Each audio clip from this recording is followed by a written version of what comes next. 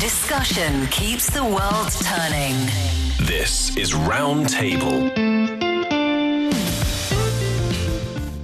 From the heart of Beijing to the edges of the global stage, you are at Roundtable. I'm Niu Honglin. Cities are full of places designed for leisure. Restaurants, malls, parks, nightlife districts. But lately, a surprising new venue has entered the scene, the city bus. What was once the most ordinary piece of urban infrastructure is now being reinvented as a moving experience. From hot pot dinners on wheels to karaoke buses and pet-friendly rides, this public transport is transforming into something far more social, creative, and entertaining than anyone expected. So, for today's show, I'm joined by Yushan and Yushan. Now pull up a chair and join the conversation, probably on the bus. For decades, buses had a pretty clear job. Drive, stop, repeat. Not exactly glamorous, but lately, buses in parts of China have had a bit of a glow up. Some serve dim sum, others host karaoke nights. One even doubles as a hot pot restaurant rolling through the city. Why is commuting transformed into entertainment? What does it take for humble buses to become one of the city's most surprising destinations? I cannot wait to start the conversation because I feel like there are so many interesting buses and I want to pick the first one I want to hop on. Mm-hmm. First of all, it is kind of a very interesting situation that is happening. Very much southern part of China in Guangdong province. Guangdong's public buses have evolved into land cruises and local versions of Universal Studios. That's what a lot of tourists and guests are saying. That's how popular they're getting into. Yeah, they have shifted from being just mere transportation for the commuters into some very, very trendy, multifunctional spaces where young travelers and locals can experience the relaxed local life of Guangdong without ever having to step foot on the ground. You know, for decades, when I think about buses, there are either the super crowded one that you need the help from the passengers, desperate passengers behind you in order to push you onto the bus, or the very quiet one where introverts like me can just pick up a window. Tiny little spot. Yeah, tiny corner to hide. A seat next to the window, and you can put on your earbuds and listen to music and travel for 40 minutes and an hour and just chill up there. But now I'm really happy to see that apart from these two scenarios, there are so many other ways that buses are being revitalized into entertainment venues nowadays, such as in Guangzhou, where Yushan mentioned in Guangdong province. You can hop on their Yue Tao Ba, which is a double-decker bus for a 99 yuan dim sum set. So people call it the yum cha. So I'm not really sure what's the Mandarin Chinese interpretation of that, but it means having the breakfast tea. Yum cha, yeah. Yin cha, drinking tea, literally. Yin cha. So yes. It's like a very Canton culinary culture moving on to the bus where you can get 8 different snacks and tea from the famous old school restaurant Tao Yuan, all while you roll past landmarks like the Canton Tower. And also, if you are in a rush in Shenzhen, which is also in Guangdong province, the 104 bus offers a 8 yuan breakfast buffet. That's around only $1, with everything from Chinese buns to Western pastries, so you can eat on your way to work. Or another city called Dongguan has also launched a dedicated roast goose bus line that takes you directly to the city's best roast goose spots, because this is a very famous specialty in this city. So, restaurant on wheels, going to work while having your morning breakfast, or going to a place that you have been dining for a really long time on the bus, designated bus. This reminds me of, I think when I was traveling in Europe, once I saw, it was not really a bus, it's more like a man-powered kind of vehicle. You see around 8 to 10 young guy kind of like cycling. They're still trying really hard to to power the pedal. You see the wheels down under the bus-shaped vehicle, but they're man-powered, and they do also have a table, so they're kind of like riding while drinking beer, that kind of vehicle. Oh yes, I think I saw that kind of images before in some American series. They ride these buses or vehicles by themselves, go to somewhere while also drinking. Yes, some but this sounds much more enjoyable because you do not have to power the vehicle. You can just enjoy the food. And that is during morning period. We do also have some activities that we can enjoy during nighttime. Yeah. That's for the karaoke ones, the party and singing ones, right? It's also in Guangzhou. And that one, during nighttime, they have this down buses where for just 68 yuan, you can sing karaoke or join a mobile disco just on the bus. So these buses feature neon lights, Cantonese golden oldies, and the sounds playing out of a vinyl perhaps, and even live entertainment. I saw a picture of a band sitting at the bottom corner of the bus, so they're occupying the entire area at the very end of the bus and playing live music. It's like a music bus that invite visitors on to a trip while they drive along according to a certain route. That's so cool. I know limo does that. Now buses in China do that too. Yeah. They got to be very, very attractive, though, I think, because all of that loud music and that live music. And also, they offer close-up magic shows and Cantonese opera, which means that different age groups of people can all join this kind of entertainment buses. And also, aside from these kind of entertainment, when you are also getting ready, I think it is at the same time of getting ready to go on trip, also you are on the trip yourself. You can also get on a bus that can give you a makeover or checkup. And these buses are also becoming like mobile service centers, because if you need a haircut, how busy are you when you're on a trip? You have to do that while you're commuting. Yeah, is it even safe? Maybe.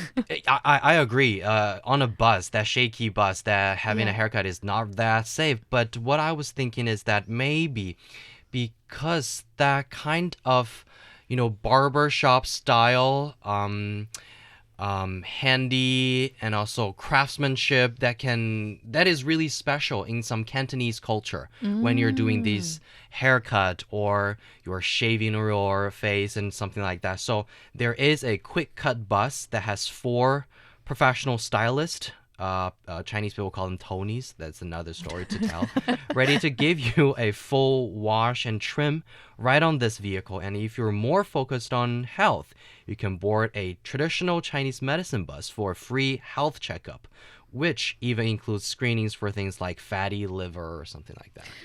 Besides this, the already very attractive ones, I noticed something that is also very interesting, because previously we talked about the fact that a lot of transportation systems here in China are already being pet friendly, meaning that you can bring your pet. But here we're looking at a designated pet themed kind of bus. Yeah, that's in Shenzhen, also in Guangdong province, where the city of Shenzhen is running a special pet line on weekend, which effectively turned that bus into a mobile cat or dog cafe for anyone who wants to hang out with their animal while they're riding along the way. So I'm curious, are these buses that has a certain feature, are they built upon already existing routes, or they are designated routes that doesn't really end, at the particular stops? I think this is a very good method for a lot of these travel agencies or bus companies, because first of all, they are kind of known for the tourism in their own city, right? And tourists going to that city, they may get confused by which part of the city I can go. And these kind of buses, they are creating routes for them. So that I think it is more like, as we mentioned in the beginning, it is a cruise trip, which means that you don't need to worry about the itinerary in the city. They made it for you.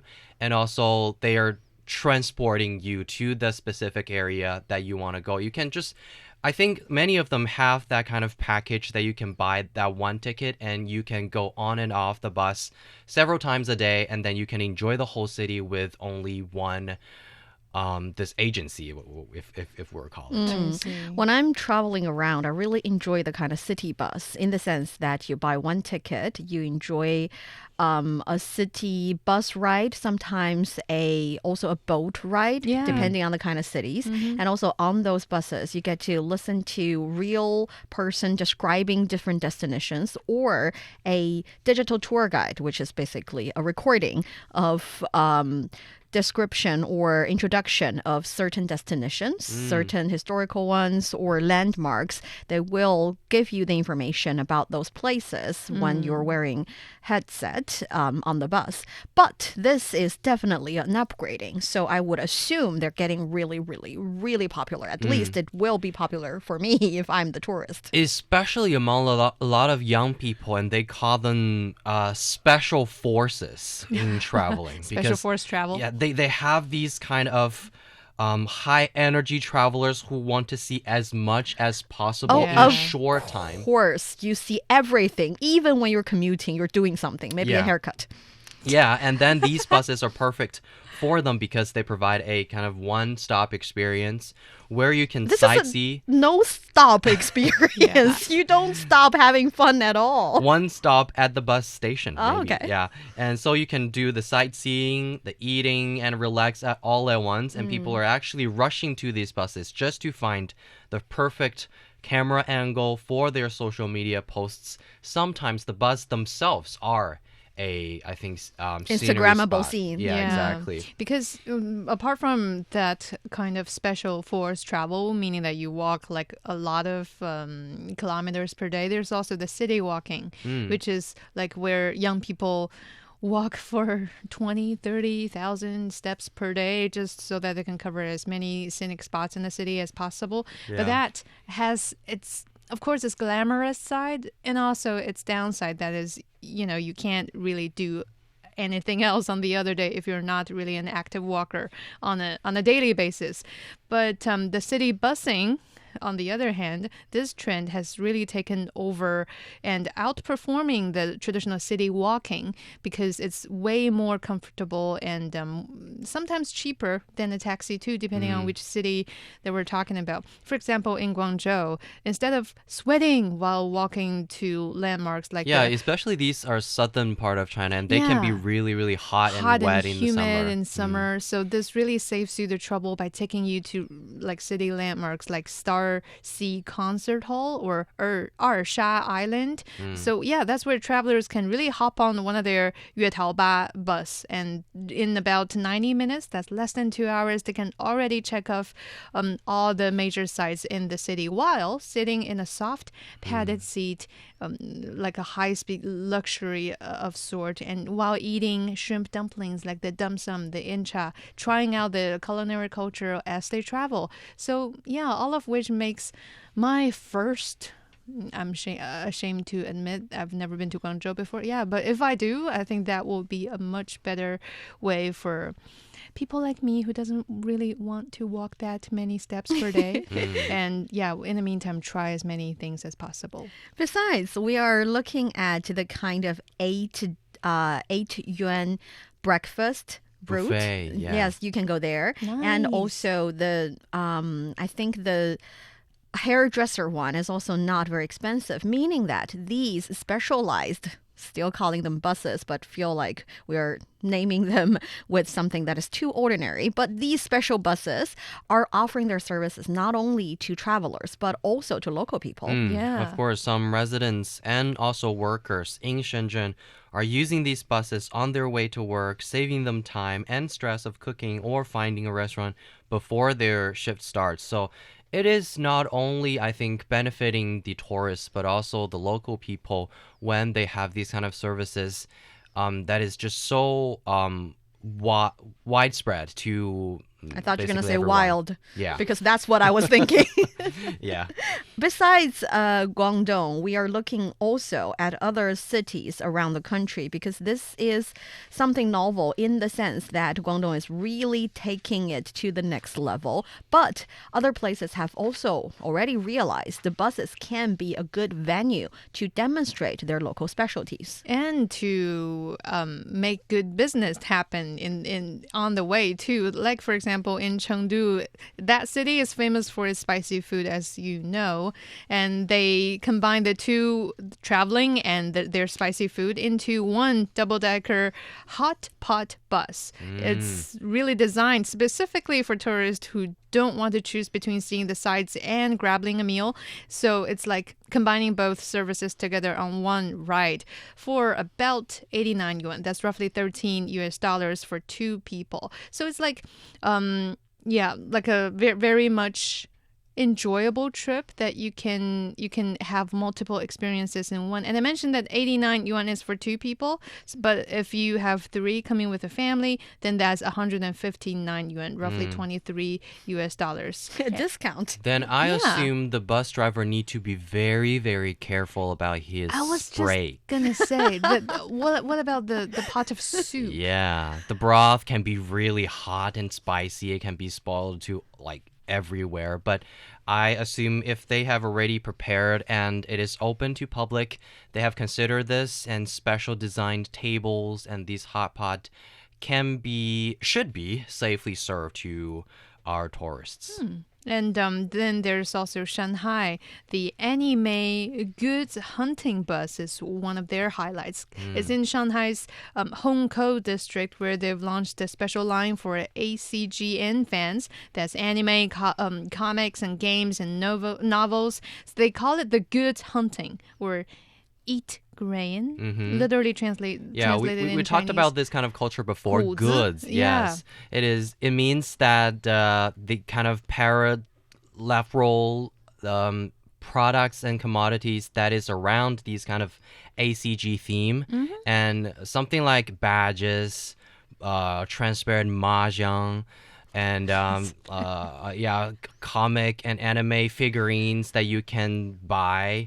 So these small products that is in the theme of these kind of things, they are really popular among these fans. Yeah, especially younger fandom of these genres. For example, the fans of the Chinese anime Link Click, 时光代理人, can buy special transit cards and ride the number 21 bus, which is decked out in anime art, to get exclusive discounts at over 50 different shops and cafes in local malls once you hop on that particular bus. So I'm not a fan, but I guess if I am, then that would be a big draw for me to actually spend more and, ride along and experience the city while, becoming more immersed in the genre that I'm really diving into. We talked about a lot of different types of buses. We have given a lot of interesting examples. And to be honest, I want to try each and every one of them. And if you take a look at the price, it's not very high. We talked about the 99 yuan dim sum set, which is around $14. And then there's the 8 yuan buffet, not to mention how cheap that one is. And also the around $11 kind of singing karaoke experience you can enjoy on a bus. There's also the spending around 200 US dollars to basically rent a bus for your enjoyable to celebrate your big life moments. You can rent it as the venue. And Yushan also talked about the hot pot bus, around 13 for two persons, around 23 for three persons. That's kind of like a hot pot spot on the bus on wheels. If we think about these prices, they're not very high. But if you take a look at the overall situation of bus prices here in China, it's even lower. In most cities, it's around 1 to 2 yuan per bus ride. And that is why, but I think that is also something that's common around the world, that is bus as a public transportation system. It is almost kind of like a social welfare, partly because people, especially those who are from relatively humble background, depends on public transportation to go to places. And also different governments would use their government subsidy to support the transportation system. Right. But that comes also with a cost, with more and more people here in China having their private cars or choosing subways as a alternative, we see the situation in buses or in the bus industry being worsened in the recent couple of years. For example, in Guangzhou, more than 30 bus routes were suspended in just the first 7 months of 2024. And by the end of 2024, Beijing Public Transport Group had reduced its network by 24 routes and cut more than 1,400 vehicles from operation. And earlier, cities such as Baoding in Hebei, cities in Henan, and different cities in Hunan as well had already seen bus services temporarily halt. So that is the relatively shadowed side of the bus industry. Yes, all these specialized buses are fun and cool, but if we take a look at the bus system in different cities, we definitely see different problems, and the problems are resulting in people working in the industry suffering a little bit and figuring out good ways to improve the service, improve their way of operation, and improve their service to customers so that they can find a way to balance between giving proper, sometimes free rides to students, to the elders,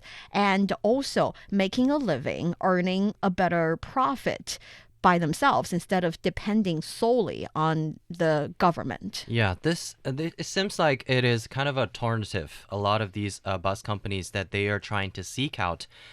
The word I think Yushan mentioned in the beginning, revitalize. I think with the explanation, it is better to understand. And what we can see is that obviously the domestic bus market has indeed gone through some of the challenges because we can even see the whole situation from the performance of several even just bus manufacturers. Because in the first quarter of 2025, although most companies reported growth, right, the absolute figures remained relatively small. And one interesting stat is that the fastest growing company, Jinlong Automotive, recorded revenue year-on-year increase of, 164%. That is the highest growth rate among its peers. But the exact number was actually only about 46 million yuan. That's around $6.8 million. So it is quite obvious that, okay, people are seeking new ways, finding new methods to try and to quote unquote revitalize. But we are on the right track, but we still need maybe a little more time to see the numbers to go up and bigger. I think it is in a way inevitable because back in the days, 10, 20 years ago, if not 30 years ago, surface level bus system were the absolute backbone of urban transportation. Back then, we didn't really have as many subway lines as we do nowadays, and it doesn't really cover to the people who's living at the outer suburb of a mega city, such as in Beijing here. So the extent of bus routes, it really has the capability of its coverage and the frequency of departure. And nowadays, we see as travel options have become more diverse and that we do have more convenient subway system and also shared bicycle system. Can I just really quickly praise on that too? Because like the cheaper ride hailing, taxi and ride hailing services, and also the free, well, not really free, but very affordable bicycle sharing system is really managing, or rather pushing up the last mile service to your doorstep instead of always trying to look for the nearest bus. So we see buses, as you both have mentioned, have reducing its volume, and we're seeing a loss of passengers or a downturn of revenue, but that's in a way inevitable. I'm repeating myself again. That's also pointing out to the fact that, in route planning, for example, bus operators and routes management, they really need to think into the details of how smart or how curious they can design their routes in order to attract modern day adults, as in younger people, younger riders, to get back on the bus. Thus, we see all the different, ways of tourism plus bus routes flourishing in all the different cities, especially bigger cities across China.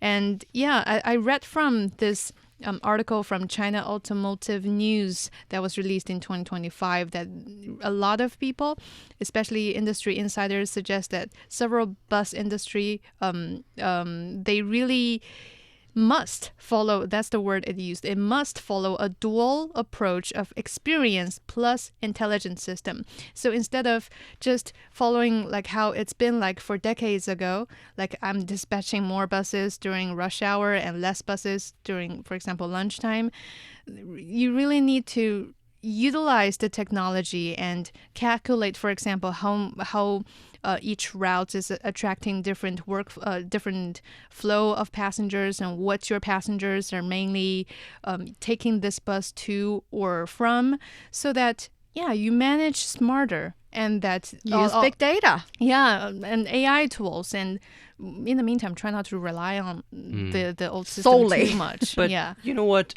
What I was thinking is that the whole situation is kind of the common situation that these bus system should be, because it sounds really harsh, I know, but think about it. They're bus. It is the I think the most basic public transportation that this city can have. And that's what we call infrastructure of the city, so, which means that they are kind of the baseline of public transportation that our citizens can have. They are always there. They are safe. They can go from maybe this place and you need to walk around 1 kilometer to the bus stop, and then and it will transport you to another place in the city. Of course, now we are having more options, no matter it's the cheaper ride hailing or bike sharing or private car ownerships. I'm not surprised that the service of bus is not that in high demand, but I think, as long as they are finding alternatives in this sense, and also they need to think about the kind of internal pain points these kind of bus or public transportation has, because one thing is that the high operating costs is the thing that they are having right now when the citizens have not that much of demand in public or buses, because their rigid expense remain quite high, including like labor costs.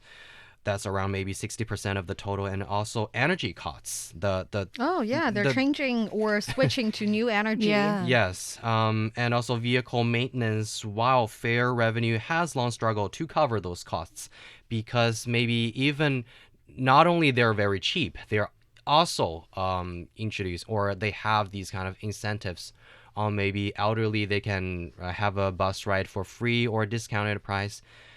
So there are the whole situation is there, and that is also, I think, the reason why that a lot of these bus companies are finding ways to, I think, make it more attractive to the tourists. Yes. So we've mentioned the already out-of-box thinking kind of way to revitalize the bus industry, but a lot of different places, local governments, local bus industry insiders have also been trying to figure out some everyday way to make the bus services a bit more attractive, in the sense that sometimes they would create the kind of mini routes that can circle the community, so that instead of walking for 1 kilometer, you can actually travel through different destinations within the community with this designated bus. So this micro little circle or little ecosystem for transportation ecosystem for transporters, for commuters, would be beneficial. And also there have been buses designated for different schools, making sure the kids are getting into school and getting off school safer. And there are also the kind of buses that is almost reservation based, so you can book for different destinations. It's kind of like car hailing, Yes. plus carpooling, and plus smart technology helping you to make sure that all this can happen. So, yeah, instead of saying this is the real situation, we are benefiting the entire society, so we do not have to think about innovative ways to improve the industry. Industry insiders, bus industry workers are being very creative, and I cannot wait to see more interesting innovations in different types of buses, especially those ones that allow me to do karaoke and hot pot on wheels.